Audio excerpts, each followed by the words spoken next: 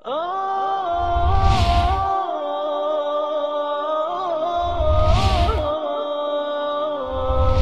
حامل القرآن.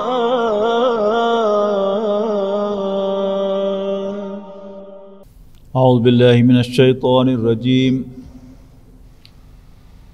بسم اللہ الرحمن الرحیم. ولا تتخذوا ايمانكم دخلا بينكم فتضل قدم بعد ثبوتها وتذوقوا السوء بما صددتم عن سبيل الله ولكم عذاب عظيم. ولا تشتروا بعهد الله ثمنا قليلا انما عند الله هو خير لكم ان كنتم تعلمون. ولا تتخذوا ايمانكم دخلا بینکم فتزل قدم بعد ثبوتها وتذوقوا السوء بما صددتم عن سبیل اللہ ولکم عذاب عظیم. اور تم اپنی قسموں کو اس بات کا ذریعہ نہ بناؤ کہ تمہارے قدم یا لوگوں کے قدم جم جانے کے بعد لڑکھڑا جائیں. یعنی ایک بات پوری طرح اسٹیبلش ہے اور اس میں قسم کھا کر اس کی سچویشن جو ہے بدل جاتی ہے، اس سے منع کیا جا رہا ہے.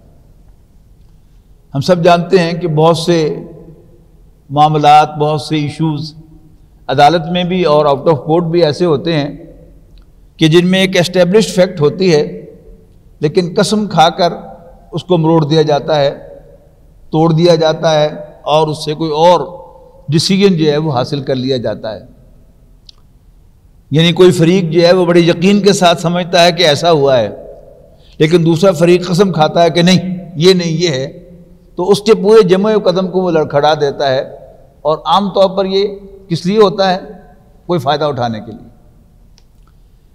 یعنی آئیڈیلی اسپیکنگ تو قسم جو ہے وہ دنیاوی معاملات میں آنی نہیں چاہیے، لیکن اگر آئے تو وہ صحیح قسم ہونی چاہیے، سچی قسم ہونی چاہیے. اور تجربہ یہی ہے کہ جو شخص جھوٹی قسم کھاتا ہے، کیونکہ وہ اللہ تعالیٰ کے نام کو بیچ میں لاتا ہے، تو پھر اللہ تعالیٰ اس کو سخت سزا بھی دیتا ہے. فوراً بے شک نہ دے، لیکن اس کے بعد بہرحال اس کو اس کی قیمت ادا کرنی پڑتی ہے. وَتَذُوقُوا السُّوءَ، اور اس وجہ سے کہ تم نے لوگوں کو اللہ کے راستے سے روکا، وَلَكُمْ عَذَابٌ عَظِيمٌ، اور تمہارے لیے ایک بہت بڑا عذاب ہے. یہ معاملہ جو ہے یہ کفر کو پروموٹ کرنے کے لیے بھی استعمال کیا جاتا ہے. یعنی کوئی آدمی جو ہے وہ کنونس ہو گیا ہے کہ جو بات دین کی ہے وہ صحیح ہے، اس کے بعد کوئی بڑا آدمی جو ہے، کوئی بزرگ جو ہے، کوئی بڑا بظاہر ریزنیبل آدمی وہ قسم کھا کے کہتا ہے کہ نہیں کچھ نہیں ہوتا. بہت سے نوجوان جو ہیں وہ اپنے بزرگوں کی ایسی ہی بات پر ڈگمگا جاتے ہیں، ان کے قدم جو ہیں وہ ہل جاتے ہیں. اس کے بعد یہ سارا مضمون جو ہے وہ وہی ہے. یعنی ویسے تو عام معاملات میں بھی قسم کھا کر کوئی جھوٹا فیصلہ لینا، کوئی قدم غلط جو ہے اٹھوانا وہ غلط ہے، لیکن اگر یہی کام اللہ کے راستے سے روکنے کے لیے کیا جائے تو وہ بدترین ہے. یہاں مینلی اس کا ذکر ہے. وَلَكُمْ عَذَابٌ عَظِيمٌ، اور تمہارے لیے ایک بڑا عذاب ہے. وَلَا تَشْتَرُوا بِعَهْدِ اللَّهِ ثَمَنًا قَلِيلًا، اور تم نے اللہ کے ساتھ جو عہد کیا ہے اس کو مت بیچو. ثَمَنًا قَلِيلًا، تھوڑی قیمت کے عوض. یعنی یہاں جو تھوڑی قیمت ہے وہ اللہ تعالیٰ کی نظر میں تھوڑی قیمت ہے. یعنی جو دنیا میں معاملات جو ہیں وہ کروڑوں میں بھی بکتے ہیں اور کئی کروڑ میں بھی بکتے ہیں اور اربوں میں بھی بکتے ہیں، لیکن کوئی بھی قیمت تم وصول کرو تو وہ قیمت جو ہے وہ کم ہے اللہ کے کلام کے مقابلے میں، حق کے مقابلے میں، اور دین کی کسی بات کو توڑنے مروڑنے کی شکل میں. یہ مضمون عام طور پر آتا ہے یہودیوں سے یہ بات کہتے ہوئے وَلَا تَشْتَرُوا بِآيَاتِي ثَمَنًا قَلِيلًا، تم میری آیات کی ہلکی قیمت وصول نہ کرو. یعنی دنیا جہان کی دولت بھی اللہ تعالیٰ کی ایک آیت کے مقابلے میں، ایک نشانی کے مقابلے میں، ایک حکم کے مقابلے میں رکھی جائے تو تھوڑی قیمت ہے. اس لیے کہ اللہ کا کلام بہت وزنی ہے، بہت قیمتی ہے، یہ کسی بھی قیمت میں بیچا نہیں جا سکتا. تو وَلَا تَشْتَرُوا بِعَهْدِ اللَّهِ ثَمَنًا قَلِيلًا، اللہ کے ساتھ کیے ہوئے وعدے کو تھوڑی قیمت میں نہ بیچو. کیوں؟ ایفائے عہد جو ہے وہ اللہ تعالیٰ کی طرف سے فرض ہے، اور کوئی بیچ میں اللہ کو لا کر اگر عہد کو توڑے تو اس کا جرم جو ہے وہ بڑھ جاتا ہے. انما عند اللہ هو خیر لکم، یعنی تم دنیا کی کوئی حقیر قیمت وصول کر کے اللہ کا وہ حکم توڑ رہے ہو، اللہ تعالیٰ کی نشانی کو توڑ مروڑ رہے ہو، لوگوں کو اللہ کے راستے سے روک رہے ہو، اس کے مقابلے میں جو کچھ اللہ کے پاس ہے وہ بہت بڑا ہے. یعنی ایک تو سمپل سی بات ہے کہ کوئی شخص جو ہے وہ یہاں پر اربوں روپے وصول کر کے سے اپنی جان بچا لیتا ہے، کوئی پراپرٹی حاصل کر لیتا ہے، کوئی عہدہ حاصل کر لیتا ہے. اگر وہ چھوڑ دے، اللہ تعالیٰ نے اس کے لیے اس سے بہت اچھا رکھا ہوا ہے، اور وہ کیا ہے؟ جنت ہے. انما عند اللہ هو خیر، بے شک جو کچھ اللہ کے پاس ہے وہ بہتر ہے. ان کنتم تعلمون، اگر تم سمجھو. یہ بات کس کی ہے؟ سمجھ کی ہے. کوئی شخص سمجھتا ہے کہ دنیا کی بڑی قیمت ہے، اور کوئی شخص سمجھتا ہے کہ نہیں، اللہ تعالیٰ سب سے قیمتی ہے، جنت سب سے قیمتی ہے. تو یہ سمجھنے کی بات ہے. ان کنتم تعلمون، اگر تم جانو، اگر تم سمجھو. ما عندکم ینفد وما عند اللہ باق، جو کچھ تمہارے پاس ہے، دنیا، اس کا مال، عہدہ، منصب، یہ سب ختم ہو جانے والے ہیں. ہماری نظروں کے سامنے جتنی بھی ہماری عمر ہے، کتنے ہی وزیر اعظم آئے، کتنے ہی گئے، کتنے ہی صدر آئے، کتنے ہی گئے، کون کون لوگ وزیر بنے اور پھر گھروں میں جا کے بیٹھ گئے. اسی طرح دنیاوی مناصب، چھوٹے سے چھوٹی آرگنائزیشن کے اندر بھی آپ محسوس کرتے ہیں کہ آج ایک شخص کے ساتھ پاس ایک منصب ہے، کل نہیں ہے. کل تک وہ ایک بہت بڑا آفس ہولڈ کرتا تھا، آج اس کے پاس کچھ بھی نہیں ہے. تو جو کچھ بھی تمہارے پاس ہے وہ ان ٹرمز آف پراپرٹی یا ویلتھ ہو، یا in terms of an office ہو، وہ کیا ہے؟ وہ ختم ہونے والا ہے. لیکن وما عند اللہ باق، جو اللہ کے پاس ہے وہ باقی رہنے والا ہے، اس نے کبھی ختم نہیں ہونا.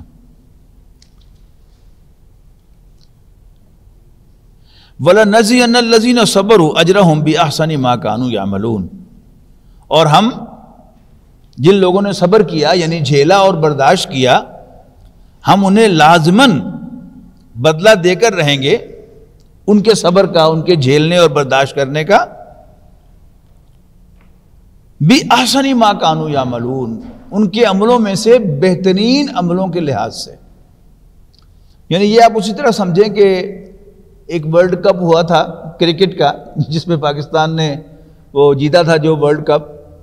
تو اس میں جو رولز تھے اس میں یہ تھا کہ بارش ہو جائے تو جو ریمیننگ اوورز ہیں ان کی ایوریج جو بہترین اوورز ہیں ان کے مطابق لائی جائے گی. یعنی سے ایک اوور میں کسی ٹیم نے کوئی سکور نہیں بنایا یا ایک دو سکور بنائے ہیں، لیکن بعض اوورز میں اس ٹیم نے 12 سکور بھی بنائے ہیں، تو جو ایوریج نکالی جائے گی وہ بیسٹ اوور سے نکالی جائے گی. اور اسی بنیاد پر ساؤتھ افریقہ ہارا تھا اور پاکستان جو ہے وہ سیمی فائنل میں پہنچا تھا.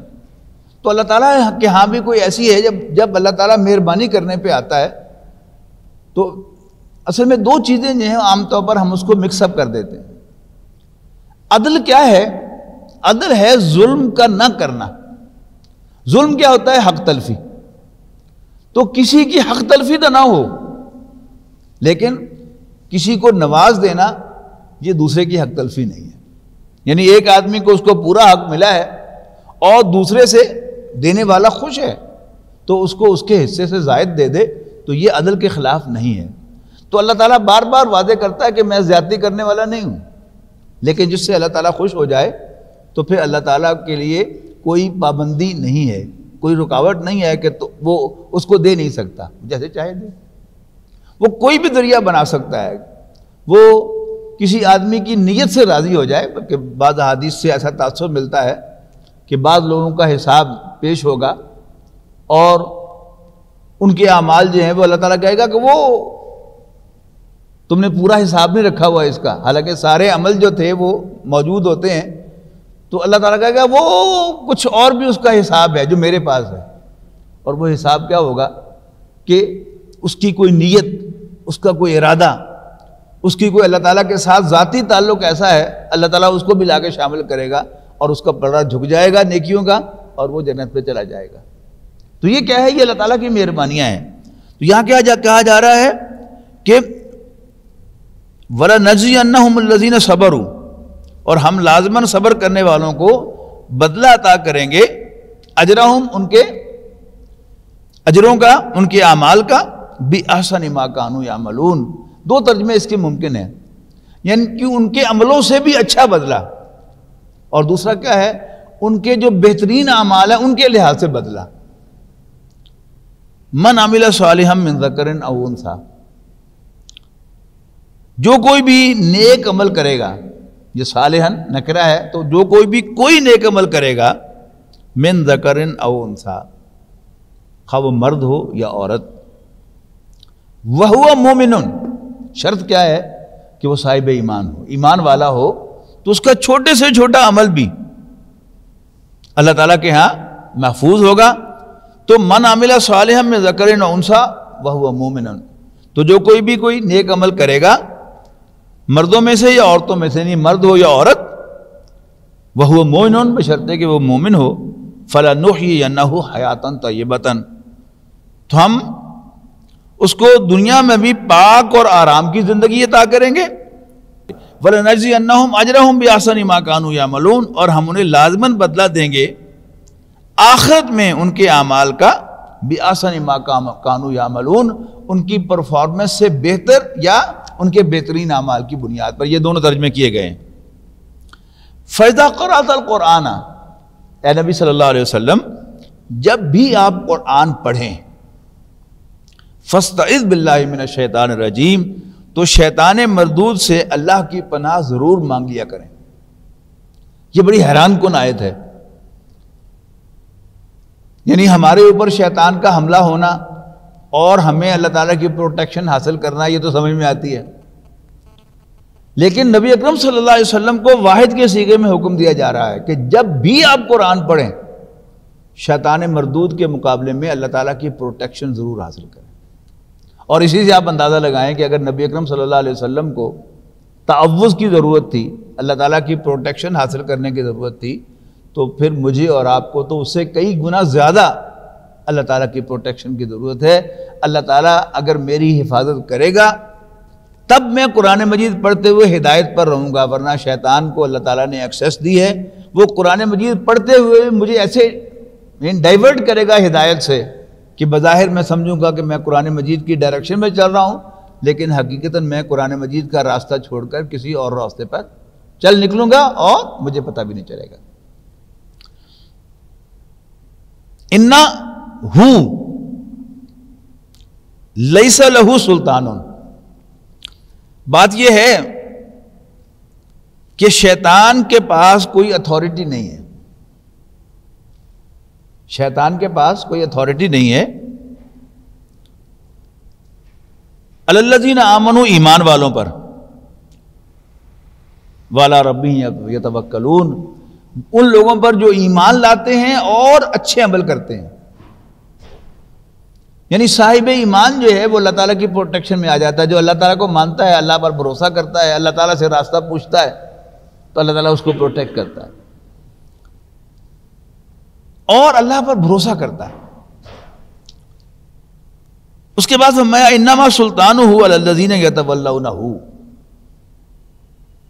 بے شک اس کی اتھارٹی، اس کا زور تو ان پر چلتا ہے الذین یتولونہ، جو اس کو اپنا دوست بناتے ہیں. یعنی قرآن مجید میں ایک سے زائد مرتبہ یہ بات واضح الفاظ میں کہی گئی ہے کہ شیطان تمہارا دشمن ہے. فاتخذوہ عدوا، پس تم اس کو دشمن ہی ٹریٹ کرو.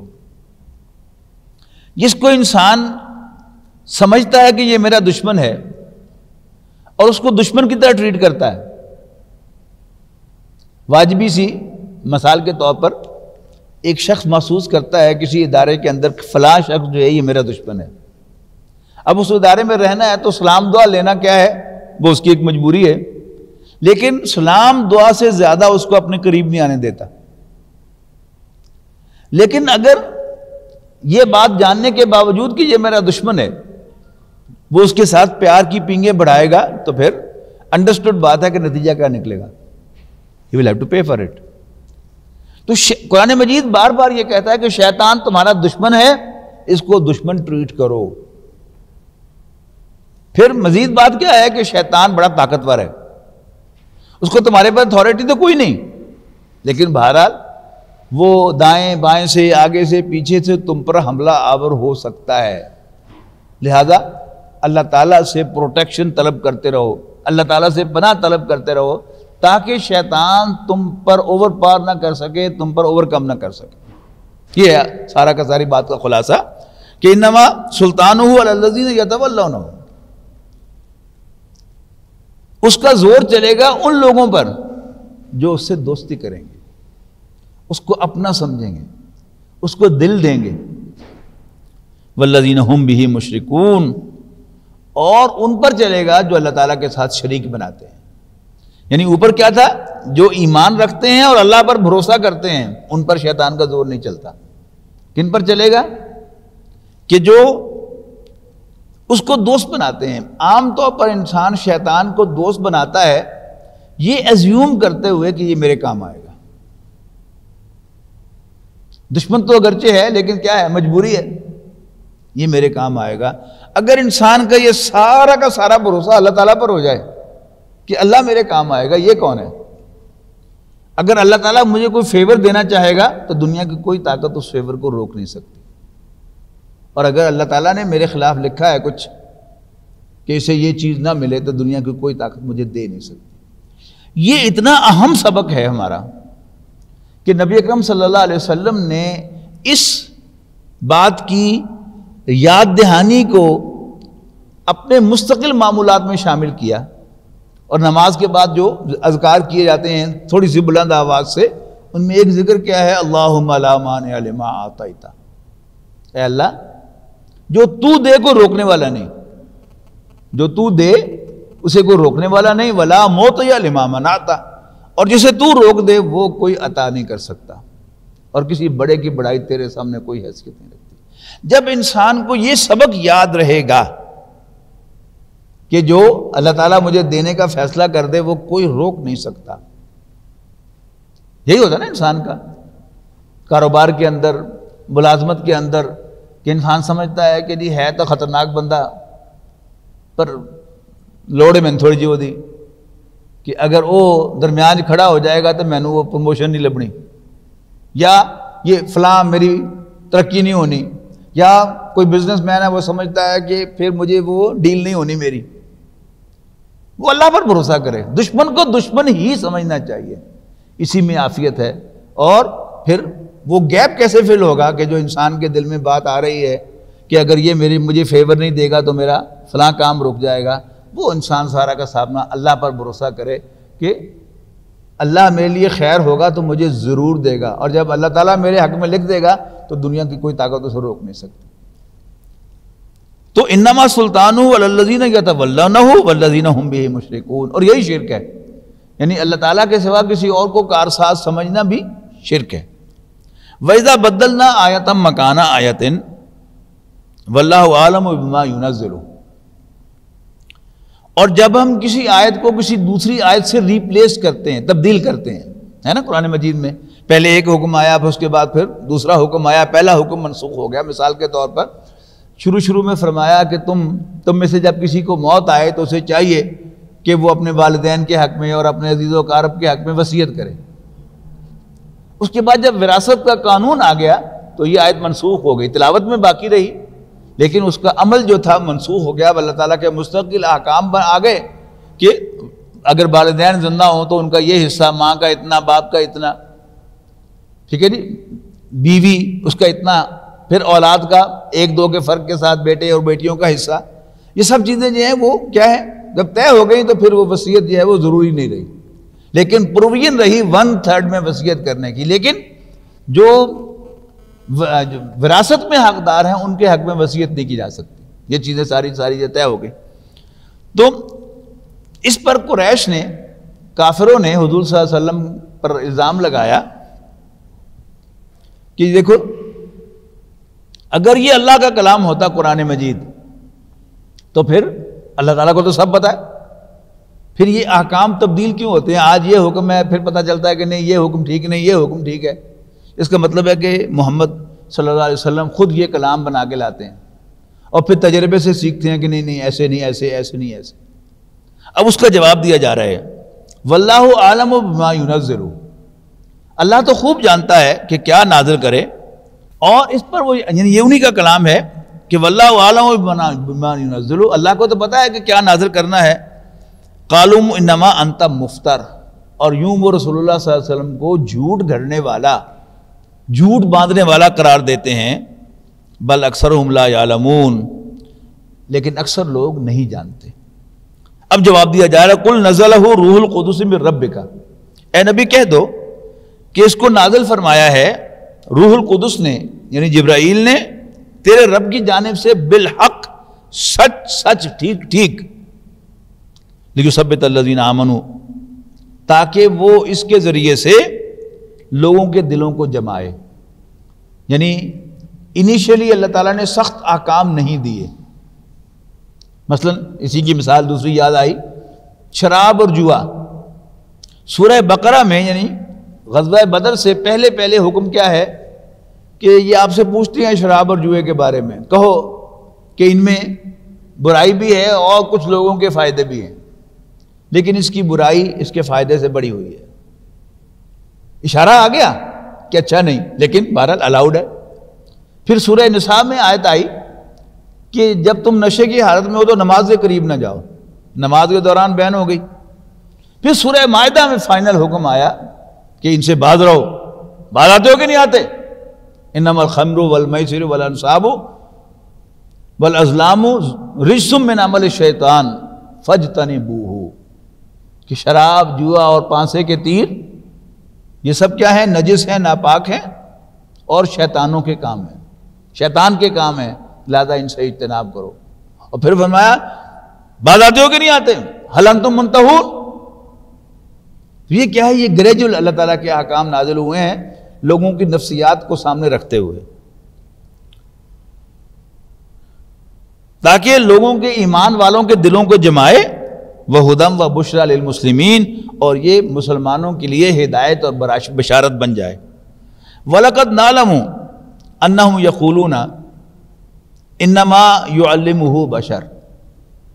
اسی طرح کے ایک ڈھکوسلا قریش نے اور لگایا، یعنی کہا کہ اصل میں اس نے ایک اجمی غلام چھپایا ہوا ہے۔ اجمی غلام کیوں کہا اس کو بھی سمجھ لیجئے کہ عرب کی تاریخ عربوں کو معلوم تھی، بنی اسرائیل کی تاریخ بنی اسرائیل کو معلوم تھی، یعنی انڈیا کی ایک تاریخ ہے۔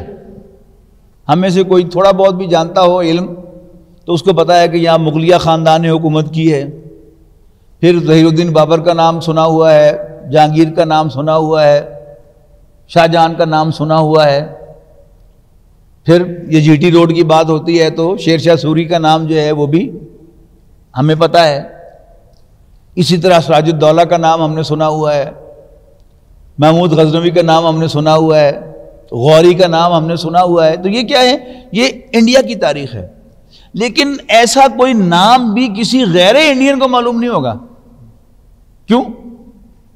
کہ یہ ان کی تاریخ نہیں ہے اور ان کے بچوں نے یہ تاریخ نہیں پڑھی ہوئی، یعنی امریکن بچے جو ہیں ان کو امریکہ کی تاریخ معلوم ہے، انڈو پاک سب کانٹیننٹ کے بچے ان کو سب کانٹیننٹ کی تاریخ معلوم ہے، افغان بچے پٹھان ان کو ان کی تاریخ معلوم ہے.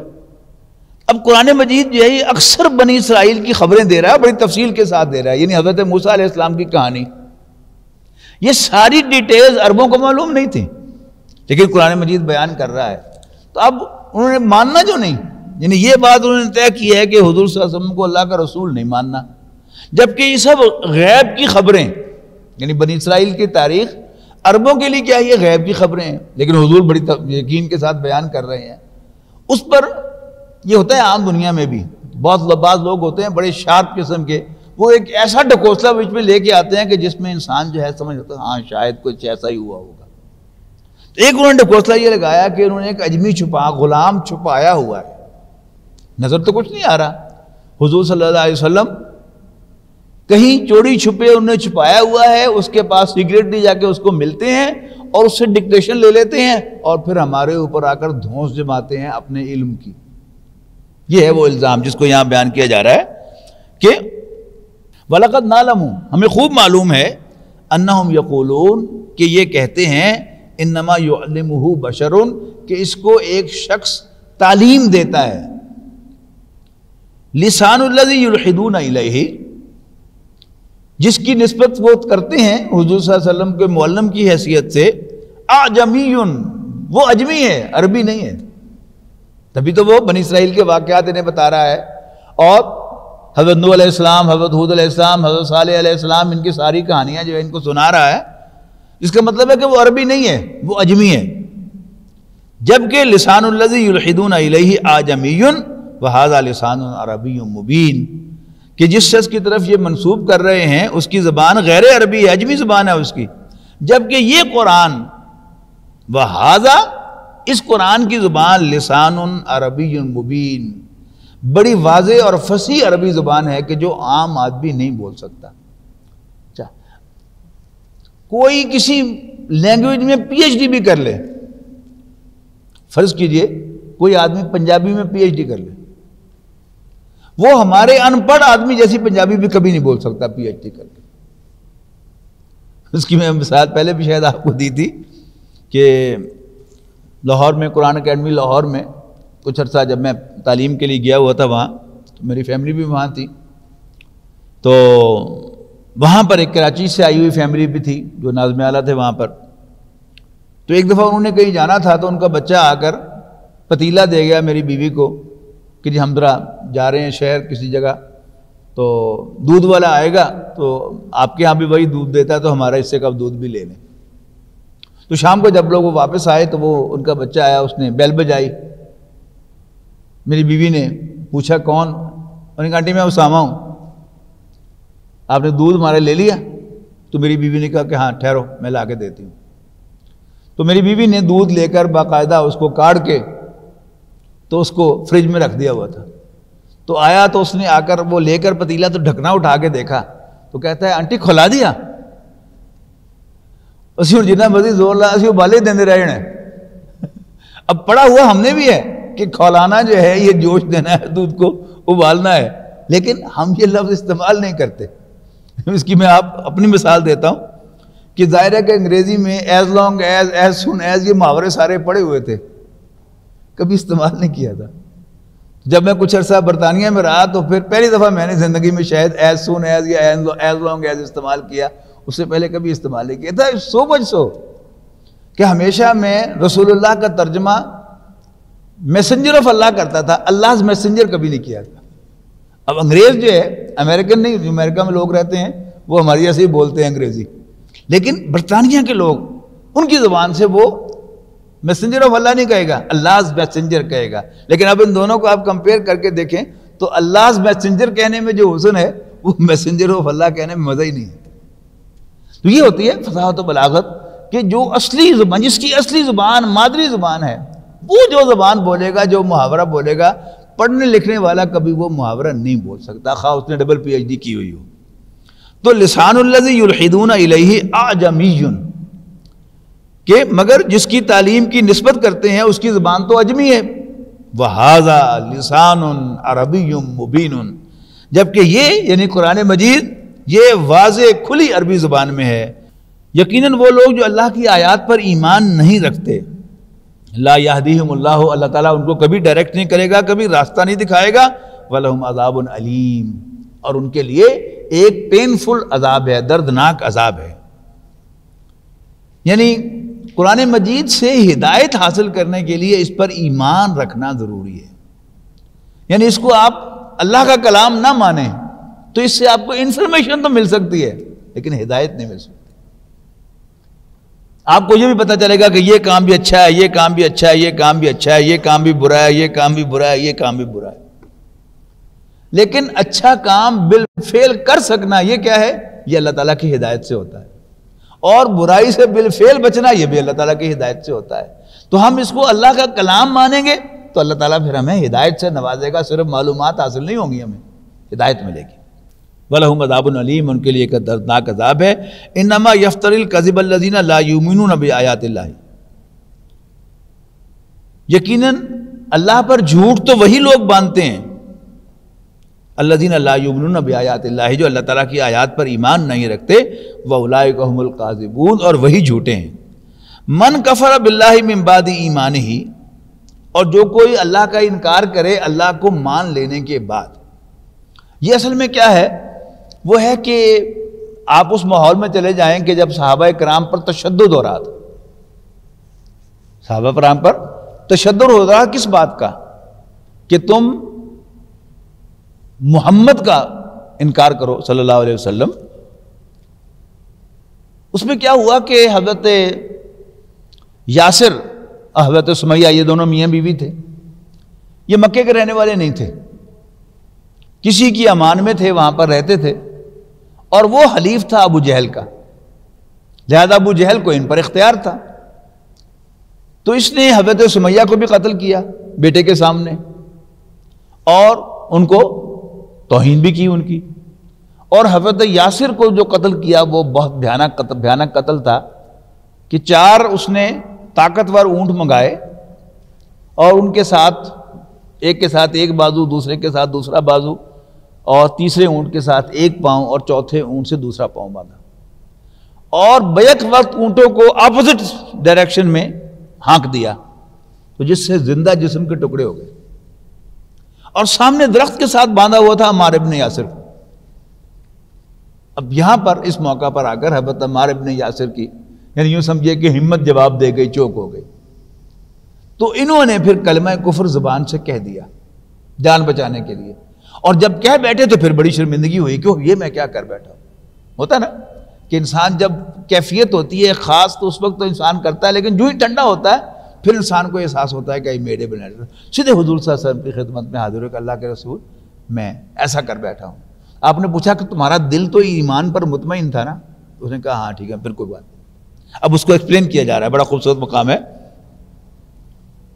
من کفر باللہ من بعد ایمانہ، جو اللہ کا انکار کر بیٹھے دل میں ایمان ہونے کے بعد، اس پر ایمان لانے کے بعد. اب درمیان میں آ رہا ہے الا من اکرہ، سوائے اس کے کہ جو جس کو مجبور کیا گیا ہو. وقلبہ مطمئن بالایمان، جبکہ اس کا ایمان، اس کا دل ایمان پر مطمئن ہو. ولکن من شرح بالکفر صدرا، یعنی یہ تو ایکسیپشن نکال دی نا پہلے، باقی جملہ بعد میں مکمل ہوگا. ولکن من شرح بالکفر صدرا، ہاں جو انشراح صدر کے ساتھ کفر کرے، ان دونوں میں بڑا فرق ہے. فعلیہم غضب من اللہ، تو ایسے لوگوں پر جو انشراح صدر کے ساتھ کفر کریں ان پر تو عذاب علیم ہے، دردناک عذاب ہے، بڑا عذاب ہے، عذاب عظیم. لیکن جو مجبور ہو کر کلمہ کفر کرے جبکہ اس کے دل میں ایمان ہو اور دل مطمئن ہو ایمان پر، تو وہ کیا ہے؟ وہ ایکسیپشن ہے اس میں سے. ذالک بانہم مستحب الحیات الدنیا علی الآخرۃ، یہ اس لیے کہ انہوں نے دنیاوی زندگی کو آخرت پر ترجیح دی. وان اللہ لا یہدی القوم الکافرین، اور یہ کہ اللہ تعالیٰ کافروں کو کبھی راہ یاب نہیں کیا کرتا، ان کو راستہ نہیں دکھایا کرتا، ہدایت نہیں دیا کرتا. اولئک الذین طبع اللہ علی قلوبہم، یہ وہ لوگ ہیں جن کے دلوں کو اللہ نے سیل کیا ہوا ہے. وسمعہم، اور ان کے کانوں کو بھی. وابصارہم، اور ان کی آنکھوں کو بھی. واولئک هم الغافلون، اور یہی بے خبر لوگ ہیں، غافل لوگ ہیں. لا جرم انہم فی الآخرۃ هم الخاسرون، بلا شبہ یقیناً اس میں کوئی شک نہیں کہ وہ آخرت میں نقصان سے دوچار ہونے والے ہیں، خواہ انہوں نے دنیا میں کتنا ہی فائدہ حاصل کر لیا ہو۔ ثم ان ربک للذین ہاجروا من بعد ما فتنوا،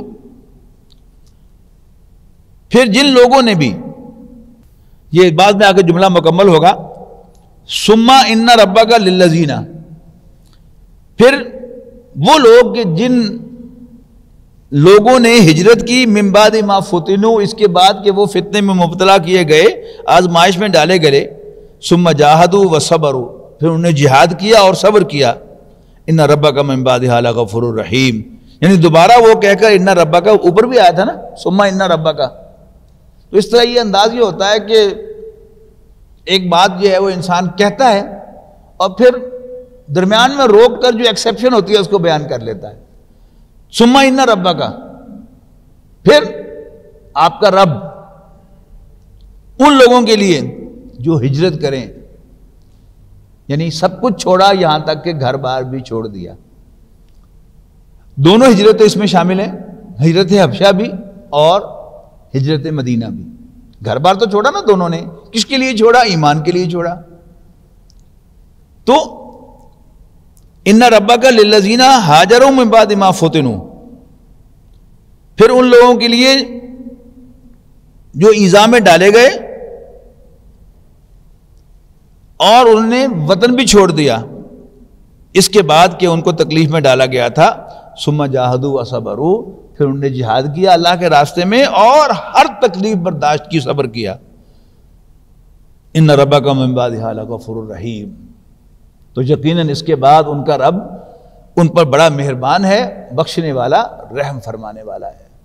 یعنی انسان اس گوشت پوش کے ساتھ غلطیوں سے پاک کبھی نہیں ہو سکتا، تو چھوٹی چھوٹی غلطیاں ہی نہیں، اس سے بڑی بڑی غلطیاں بھی ہو سکتی ہیں، لیکن if he is on the right track، ایمان رکھتا ہے اور اللہ کے راستے میں ہر چیز قربان کرتا ہے، اللہ تعالیٰ کو پرائیورٹی نمبر 1 پہ رکھتا ہے، دین کو پرائیورٹی نمبر 1 پہ رکھتا ہے، تو پھر اسے کوئی پرواہ نہیں ہونی چاہیے کہ اللہ تعالیٰ اس کی غلطیوں کو، کوتاہیوں کو، خامیوں کو، بڑے بڑے گناہوں کو بھی معاف کر دے گا۔ یہ ری ایشورنس کیوں ہے؟ اس لیے کہ جب انسان کو یہ احساس ہو کہ میرا کچھ نہیں بڑھنا، تو اس میں الٹا بغاوت پیدا ہوتی ہے۔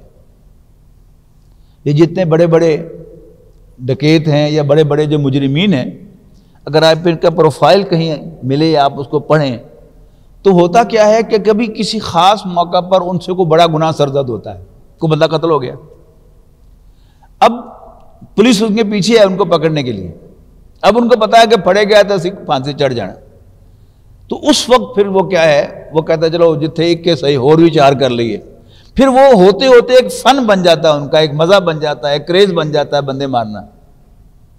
لیکن اگر توبہ کی گنجائش ہو، یہ ری ایشور کر دیا جائے کہ تم اگر معافی مانگ لو تو تمہاری ماں جان بخشی ہو جائے گی، تو he would certainly be inclined to regret اور repent، وہ معافی مانگنے کے لیے اقبال جرم کرے گا، معافی مانگے گا اور پھر اپنی نئی زندگی شروع کرے گا۔ وہ حدیث میں بھی جو بڑا دلچسپ واقعہ آتا ہے توبہ کا، کہ ایک شخص بنی اسرائیل میں سے اس نے 99 قتل کیے ہوئے تھے، ایک دن اس کو خیال آیا کہ بس بہت ہو گئی، اب مجھے توبہ کر لینی چاہیے، تو وہ ایک اللہ والے کے پاس گیا، تو اس نے کہا کہ میں نے 99 قتل کیے ہوئے ہیں تو میں معافی حاصل کرنا چاہتا ہوں۔ تو اس نے کہا کہ یہ کیسے ہو سکتا ہے؟ تورات میں تو لکھا ہوا ہے کہ جس نے ایک انسان کو قتل کیا اس نے پوری انسانیت کو قتل کیا، تو تم نے تو 99 کیے ہوئے ہیں، تمہیں معافی کیسے مل سکتی ہے؟ وہاں سے مایوس ہو کے آ گیا۔ پھر کچھ عرصے کے بعد اس کو خیال آیا کہ مجھے توبہ کرنی چاہیے، میرے کو گنجائش نکلنی چاہیے۔ اب وہ ایک اور صوفی کے پاس گیا یا کسی اور عالم کے پاس گیا، ذرا ماڈریٹ ذہن کا مالک تھا، اس نے بات کی کہ میں نے 100 قتل کیے ہوئے ہیں، بلکہ جو پہلا تھا 99 والا جس نے کہا کہ تم نے 99 قتل کیے ہیں، تو اس نے اس کو بھی قتل کر دیا کہ جو تھے 99 مارے، ان بھی مار کے سینچری تو پوری کریے۔ پھر چلا، پھر اسے خیال آیا کہ مجھے توبہ کرنی چاہیے، اب ایک اور اللہ والے کے پاس گیا، اس سے کہا کہ میں نے 100 قتل کیے ہوئے ہیں، تو کیا میرے لیے دین میں کوئی گنجائش ہے؟ انہوں نے کہا ہاں اللہ تعالیٰ تو بڑا بخشنہار ہے، ہنے توبہ کر لے تم، اللہ تعالیٰ سارے گناہوں میں بخش دے گا۔ اس نے اسی وقت توبہ کی، اور اس کے بعد پھر وہ گھر کی طرف چلا، راستے میں اس کی موت واقع ہو گئی۔ تو نبی اکرم صلی اللہ علیہ وسلم ڈسکرائب کرتے ہیں، آپ سے زیادہ سچا تو کوئی نہیں، کہ دونوں طرح کے فرشتے جو نیکوں کی روح قبض کرتے ہیں جنتیوں کی، اور جو جہنمیوں کی روح قبض کرتے ہیں، وہ دونوں آ گئے، وہ کہیں ساڈا بندہ، وہ کہیں ساڈا بندہ، تو اللہ تعالیٰ کی عدالت میں پیش ہوئے۔ یعنی وہ جو جہنم کے فرشتے تھے وہ کہتے ہیں کہ 100 قتل کیے ہوئے اس نے، اس کی روح ہم قبض کریں گے، اور جو دوسرے تھے وہ کہتے ہیں توبہ کی ہوئی ہے۔ تو اللہ تعالیٰ نے کہا کہ تم فاصلہ ناپ لو، اگر اس نے گھر کی طرف زیادہ فاصلہ طے کر لیا ہے، مور دین ہاف، تو اس کو نیک کنسیڈر کرو، اور اگر ابھی وہ فاصلہ کم ہی طے کیا ہے تو پھر چلو جہنم والے لے جائیں۔ اصل میں کیا تھا، اللہ وہی جو ابھی آیا تھا نا کہ اللہ تعالیٰ جب راضی ہوگا کہے گا میرے پاس کچھ اور نیکیاں بھی ہیں اس کی۔ تو حضور صلی اللہ علیہ وسلم فرماتے ہیں، جو میں نے عرض کیا نا کہ حضور سے سچا کوئی نہیں، کہ فاصلہ تو اس نے بھی کم طے کیا تھا، تو اللہ تعالیٰ نے اس زمین کو اسٹریچ کر دیا، تو اب یوں فاصلہ جب ناپا گیا تو وہ فاصلہ زیادہ تھا۔ اصل بات کیا تھی کہ اللہ تعالیٰ اس سے راضی ہو گیا تھا کہ اس نے توبہ کر لی ہے، اور اللہ تعالیٰ جو ہے ہم اس کا بگاڑتے کچھ نہیں ہیں۔ یعنی میں اگر آپ پر کوئی زیادتی کروں گا پھر معافی مانگ لوں گا، آپ مجھے معاف کر بھی دیں گے تو آپ کے دل میں کیا ہوگا، تسی میں نے کیتی کی ہے، اللہ کرے تیرے نال بھی اس طرح ہی ہوئے، میں تو چلو معاف کر دینا، یہ کیا معافی ہوئی؟ اللہ تعالیٰ جب معاف کرتا ہے تو اس کا کوئی ریزیڈیول ایفیکٹ بھی باقی نہیں رہتا، یعنی یوں صاف کر کے، بلکہ سورہ فرقان میں تو آئے گا بھی انشاءاللہ، زیادہ دور نہیں ہے، 19ویں پارے میں، کہ اللہ تعالیٰ برائیوں کو بھی نیکیوں سے بدل دیتا ہے۔ He is very kind, very kind۔ تو حضور صلی اللہ علیہ وسلم فرماتے ہیں کہ اللہ تعالیٰ نے اس فاصلے کو اسٹریچ کر دیا، تو اب کیا ہوا، اس نے مور دین ہاف ڈسٹینس کور کر لیا تھا جب ناپا گیا، تو یوں وہ اللہ کے نیک بندوں میں شمار کیا گیا۔ تو جو بھی اللہ کے راستے میں مصائب کو جھیلتے اور برداشت کرتے ہیں، پھر اللہ کے راستے میں جہاد کرتے ہیں، اللہ تعالیٰ ان کے لیے بڑا غفور الرحیم ہے، ان کی غلطیوں، خامیوں، کوتاہیوں کو معاف کر دے گا۔ بارک اللہ لی ولکم فی القرآن العظیم ونفعنی وإیاکم بالآیات والذکر الحکیم۔